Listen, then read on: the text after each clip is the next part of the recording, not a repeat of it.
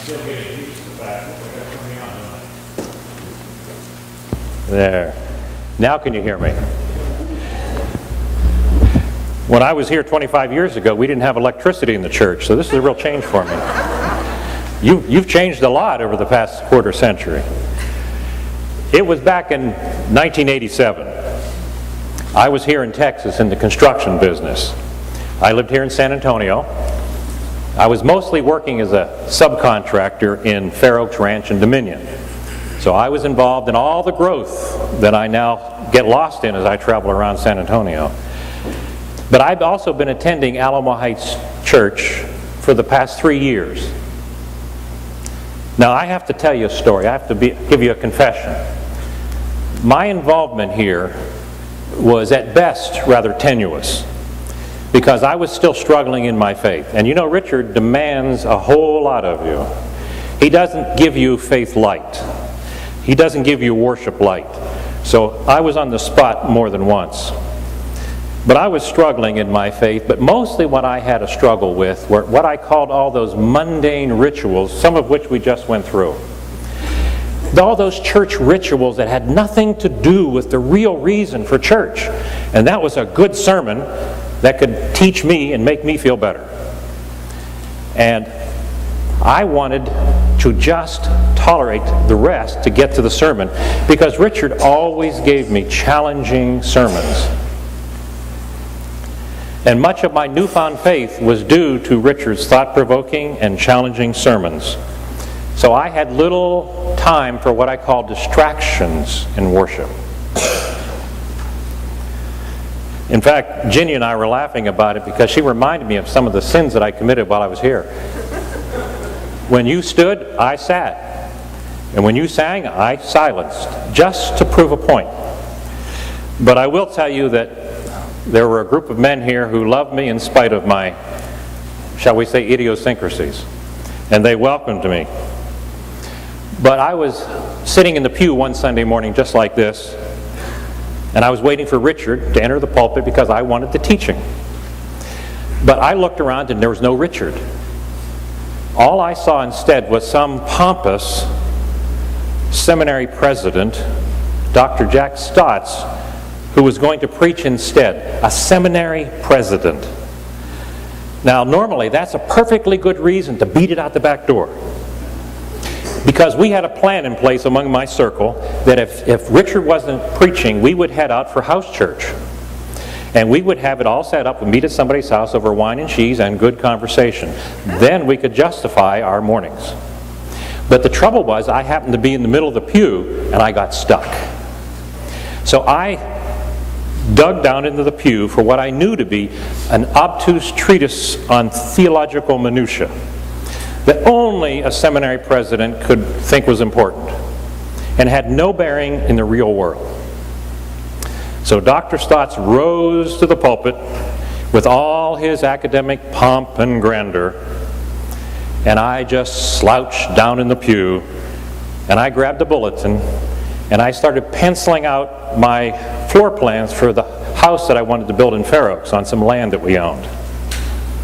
And then, don't you love it, and then, he read a passage in the Bible that stopped my pencil design short, changed my faith, and turned my entire world upside down. So today I want to share with you just a bit of what Dr. Stotts did to move me from the pew to the pulpit and into the street. I'm going to read from Luke chapter 12, if you want to follow along, verses 16 to 21. And he told them this parable. The ground of a certain rich young man yielded an abundant harvest. And he thought to himself, what shall I do? I have no place to store my crops. Then he said, this is what I'll do. I'll tear down my barns and build bigger ones, and there I will store up my surplus grain, and I'll say to myself, you have plenty of grain laid up for many years. Take life easy. Eat, drink, and be merry. But God said to him, you fool, this very night your life will be demanded from you. then who will get what you have prepared for yourself? This is how it will be for whoever stores up things for themselves, but is not rich toward God. Now, I'll be candid with you. There's nothing more American and absolutely nothing more Texan than building bigger barns. Am I correct? Just drive down I-10. I've never seen so many barns in all my life. I got lost. When I was here, 1604 was just being constructed. So I decided, it's still a country road, I thought. I'll come back on 1604 and down 281 to Richard's house. It looked like a ride on Six Flags because it has grown with all the overpasses. I was up so high that I was crossing myself the whole time. But that's growth. And there's nothing wrong with that on one level. But that passage cut me to the quick, because I was building a bigger barn in Fair Oaks. That was my life. My conversation was consumed with how much will I own? How much will I possess? How rich will I be? I remember many of our conversations where I paid this, I paid that. I've got this many acres. So after wrestling with that, within months of that sermon, I gave up my dream and my land in Fair Oaks, and my plans to build a bigger barn. And I drove my family north to Ohio for seminary. And I planned to spend the rest of my life as a pastor. And the truth is, I did try my best. I really did. Even though there were people here who said, "What are you doing as a church pastor? You're not that good." You know it's true. And some of you here remember that. And I said, "You're right. But I want to try." And the truth was, I did try to be a good pastor for the next decade. I've been trained under Richard. But the truth was, I wasn't that good at it. And I'll tell you why. Because first and foremost, I was trained in construction. And in construction, if it doesn't fit, the cardinal rule is you get a bigger hammer. Now, in the church, that causes problems. And I got one too many hammers. So I decided that there must be a better option for me. And what I did learn, though, I did learn as a pastor 3 absolutely critical faith lessons. And these, to me, are the sunrise and sunset of the church. First, the people who need the gospel message the most, the people who need the gospel message the most will never darken a church door to hear it. We must go where they are, into the street, to bring them the love of God. As much as we admire someone who says, "Would you come to church with me?" Think about it. They are coming into a foreign environment with a foreign language, with foreign people. Why would they come to your church with all strangers?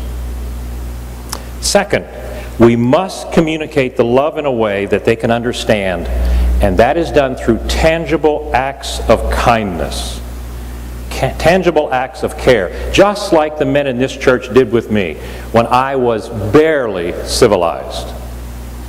They overlooked my sins and welcomed me into their homes and into their lives. And today I still regard them as my friends. And that's the reason I'm here today with Richard. But most important, the primary calling of the church is to help those that no one else will help. To help the lepers in our day, like Jesus helped the lepers in his day, whomever they may be. It is this understanding of the church as a mission into the street rather than a retreat from the street that I decided that I was going to resign my pastorate. And in a radical leap of faith, we were going to again rely on construction skills and and buy an old house, a deteriorating house in a deteriorating part of town, and we were going to move into it and use it as a homeless shelter. We did this because people were coming to our door at the church asking for help. And all we could do was say, "I'm sorry, I have nothing for you, but you can come to church." So instead, we said, we're going to take the church to them. And we used our house to do that. Now, within 3 years, this shelter in a small town had grown to the point we had to add one more shelter across the street. Again, we took an old house. It had been a crack house. And we spent 2 years remodeling it and using it now as a shelter. And then a year later, that grew, and we added another shelter nearby. And this one we used specifically for ex-offenders, men coming from prison who had no place to go and no one to help them. In Ohio, and Texas numbers are greater, 29,000 people every year come back from prison, every year. And every one of them is looking for a job and a place to live and a chance to start over. But how many of us would give an ex-convict who had committed some heinous crimes a chance to live in your neighborhood, at your work, to be around your family? But we offer them with this house, not just a safe house, but a mentoring house where they could learn how to become taxpayers instead of tax burdens. Because logically, if a man is in prison, it costs $25,000 a year to incarcerate. But if he is working, he's paying taxes and he's contributing to society. So it makes economic sense to help somebody get a job coming from prison. Now, here's the problem. We live in a rural town, much like Bernie. There are 13,000 people there, but our house in this rural town was the only one in the whole corner of Ohio, the whole southwestern part of Ohio. So we started getting calls from all over the state saying, I have a man coming from prison. I just got out of prison. And we were especially getting calls from the city of Dayton, which is a large metropolitan area, the fourth largest city in all of Ohio. And they had no reentry houses at all in Dayton, none. So they called us and said, I have a man, can you help?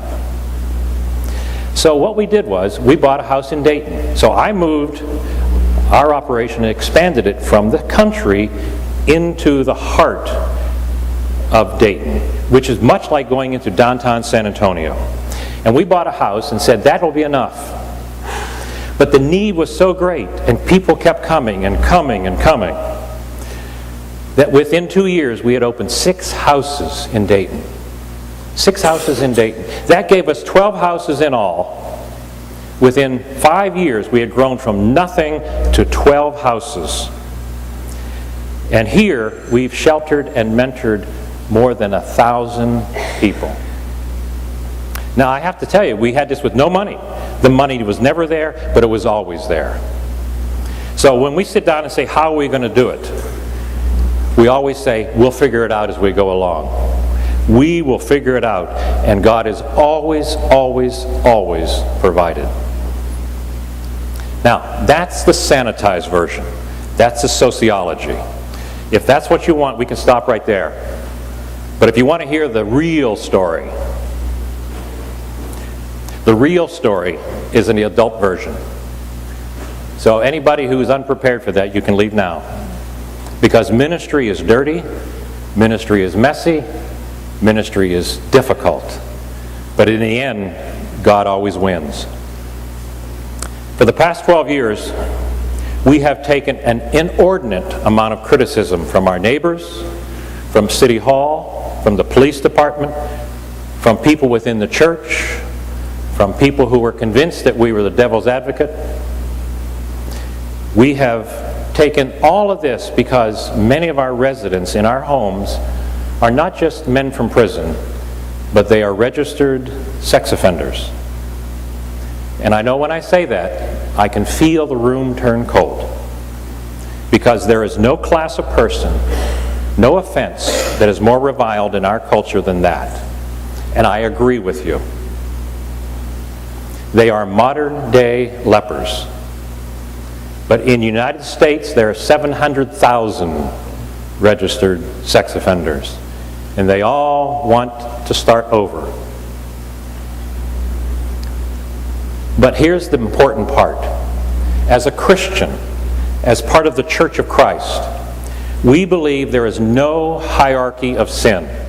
That sin is not worse than that sin. Sin is sin is sin in God's eyes. And most important, there is no sinner beyond God's grace. There is no one here today, and no one in our houses, who is beyond forgiveness. But because of that belief, we have been maligned, we have been reviled, we have been ostracized, we have been sued on several occasions, and I personally have been threatened on numerous occasions. At one point, I had police protection at community meetings where it was so dangerous that we had to look for the doors to make sure we could get out. Because normally, sane, good people were convinced that I was the reason that all the world's ills. That's how dangerous it was. My son's a police officer, and we had serious discussions of whether I should carry a gun. In the end, I said I can't, because that would be inconsistent with what I'm trying to do. But that tells you the issue.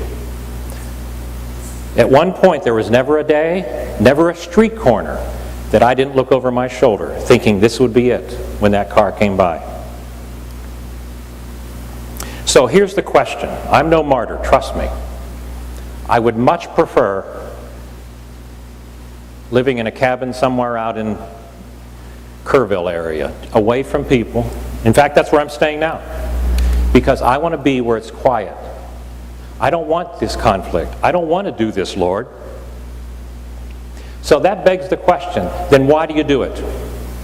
Why do we work with these people whom you know will make it difficult for you? And especially, why do you work with those people? Why do you bring those people into our neighborhood, when in reality they're already here? The answer is quite simple, because I've talked sociology all along about this, but the truth is it's a theological response.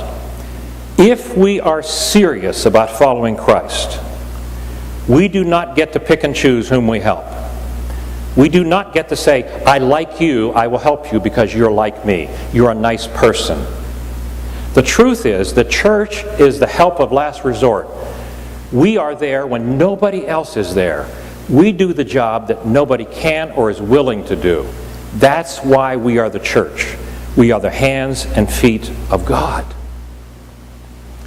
Now, if we believe that God loves everybody, then we must show God's love to everybody, even when it's uncomfortable, even when it's unpopular. I had one city official tell me that I was the most hated man in town. And did that bother me? I said it didn't, but the truth is it did. Because we all want to be loved. We all want to be appreciated. But sometimes being loved and appreciated is not what we'll see on this side of the Jordan. Sometimes showing love to uncomfortable and unlovely people means even loving somebody who's committed a vile and heinous crime. Because God sees beyond that crime. He sees to the person at the heart of that crime.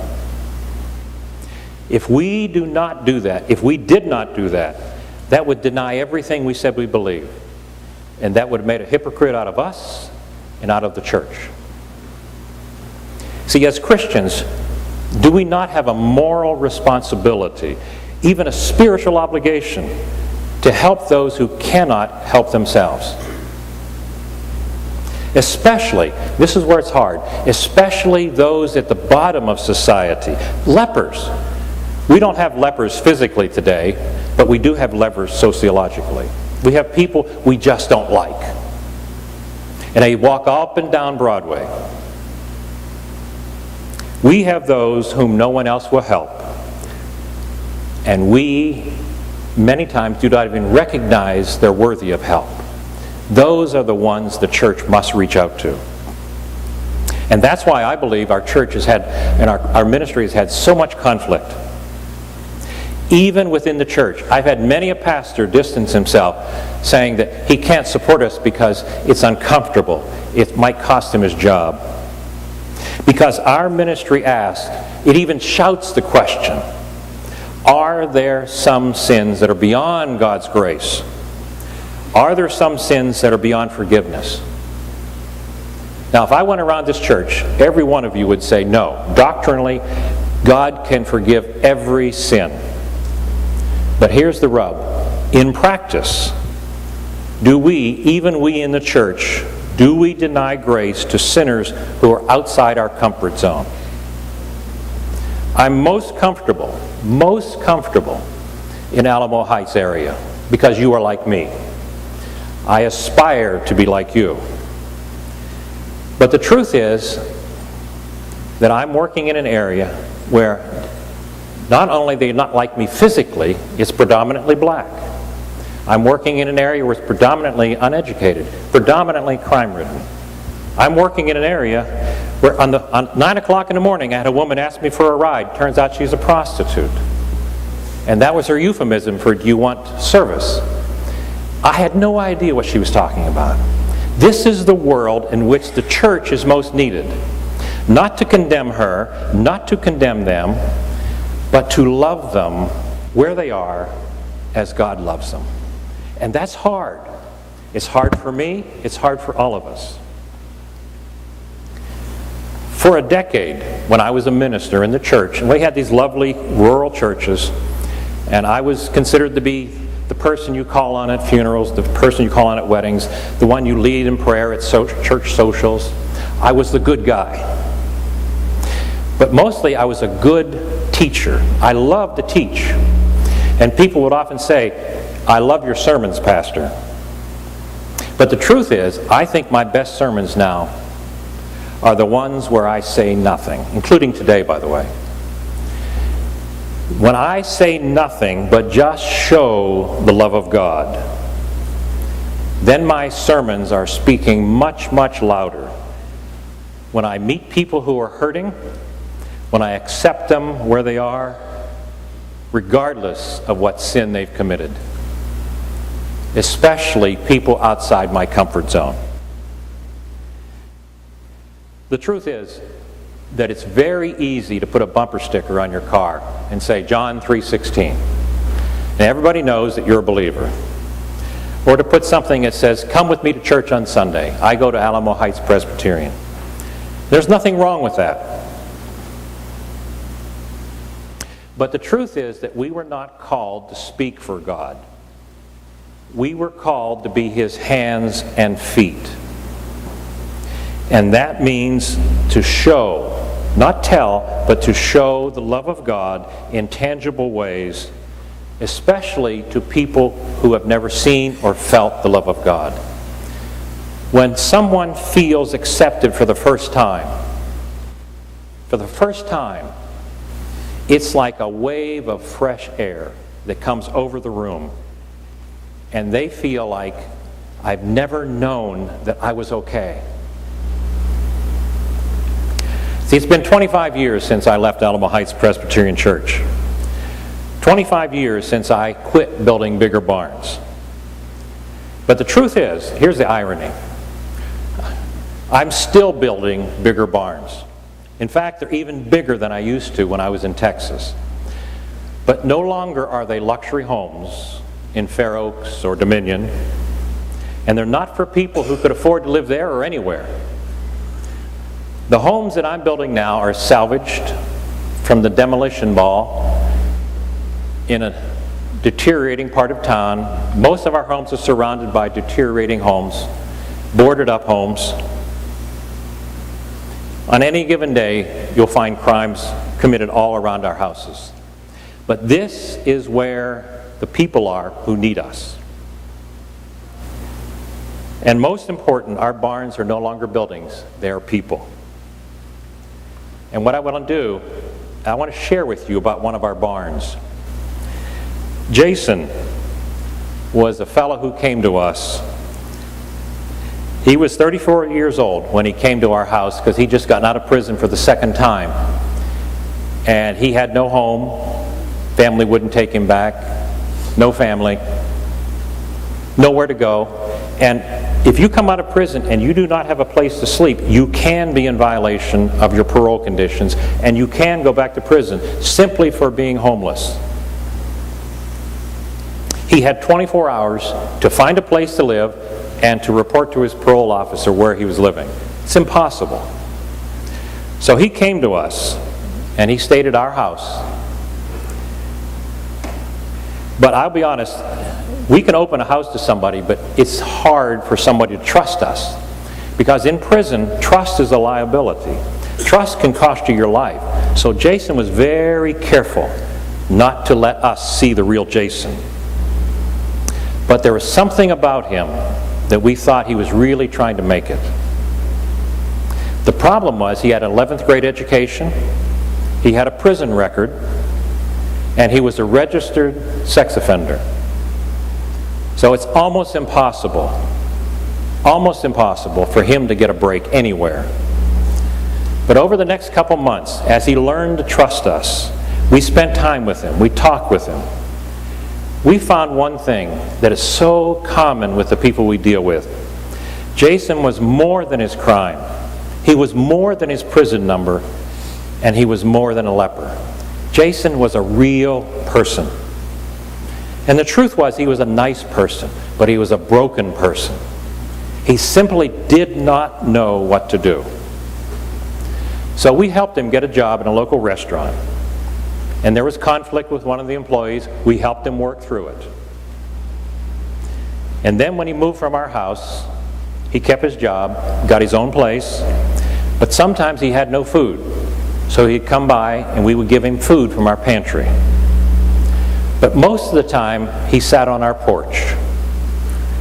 We have a 500 square foot front porch we have a Texas fan at the top, and we just sit there all summer, and that's where most ministry is conducted.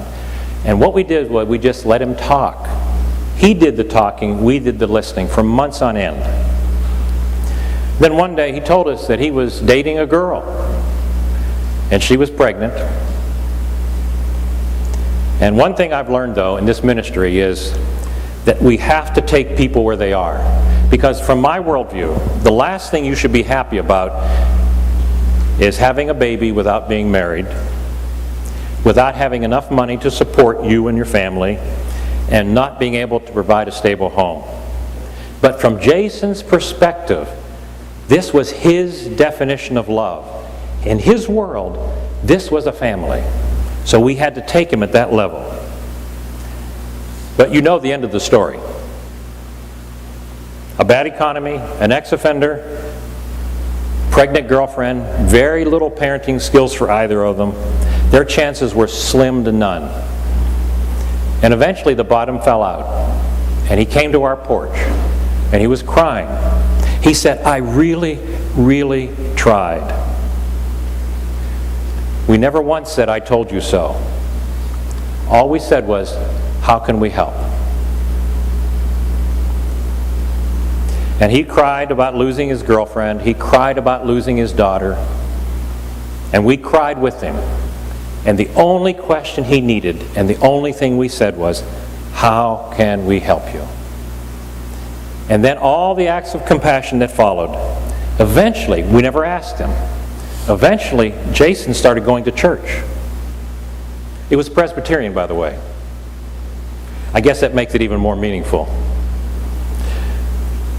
But he became a member, and on the day he joined the church, we were there to celebrate his spiritual birth.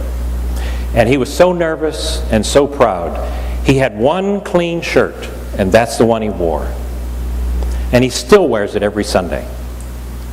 Now, my wife Kathy and I often will attend there, and she was there last month, and Jason was there, so she sat with him. And he said something to her at the end of the service that I thought summed everything up. He said something that made all the conflicts, all of the struggles, all of the hard work, all of the threats, everything, made it all worthwhile. He turned to Kathy after church and he said to her, he had tears in his eyes, he said, "You and John have been God's grace to my life."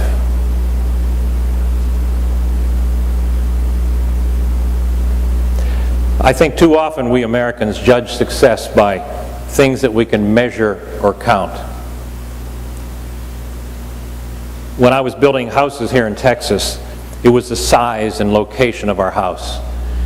If you had this location, Fair Oaks or Dominion, and now it goes on to others on I-10, if it's bigger, if it's a hilltop, then you are better, you're richer, you're more important. When I was a pastor, it was the number of people in my church. The first thing a pastor will do when he gets with other pastors, he will say, here's how many people are in my church.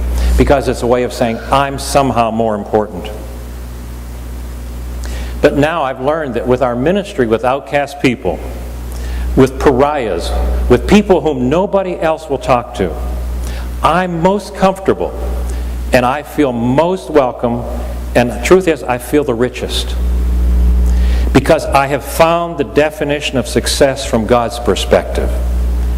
You and John have been God's grace to my life.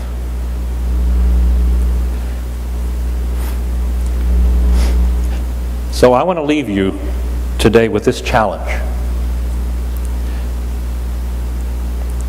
Because I'm not asking you to do what we do. What I am asking you to do is what God would have you do wherever it is. I want to ask you this question.